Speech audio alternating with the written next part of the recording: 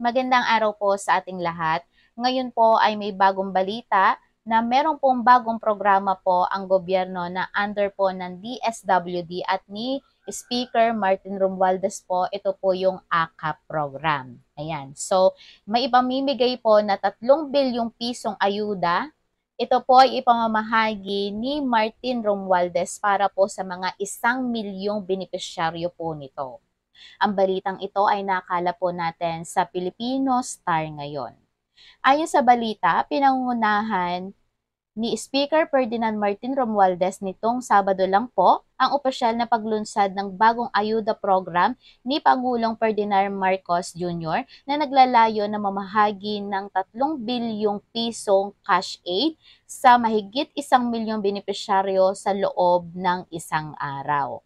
Si Romualdez isa sa mga pangunahing nagsusulong ng Ayuda Kapos ang Kita Program o AKAP sa ilalim po ng tanggapan ng Department of Social Welfare or DSWD, Secretary Rex Gatchalian na kung saan nasa 26.7 billion pesos ang pondo sa 2024 national budget bilang cash aid program para po sa mga mahihirap, medyo mahirap, minimum wage earners, low-income earners at maging mga problemang pinansyal. Ayon kay Romualdez, karangalan ko pong ihatid sa inyo ngayong araw ang pinakabagong programa ng ating pamahalaan. Ito po yung Ayuda sa Kapos ang Kita program or ito pong tinatawag na AKAP.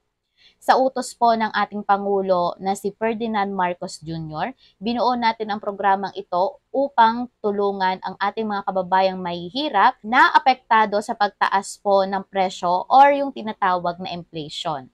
Dagdag po ng leader ng Kamara. Ang AKAP program ay bahagi ng halos kalahati ng trilyong halaga na pinansyal na ayuda na inaprobahan ng Kongreso at nilagdaan po ng ating Pangulo na si Bongbong Marcos Jr. para ganap na mapagtibay ang 2024 General Appropriation Act.